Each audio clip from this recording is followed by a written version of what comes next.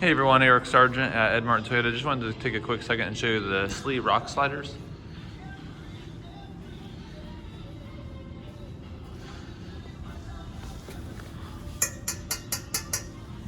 Show you how they're mounted to the frame. They're bolt on.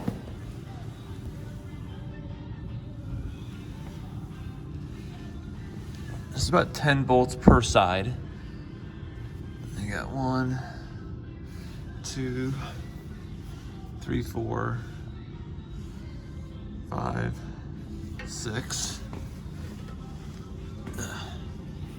7, 8, 9,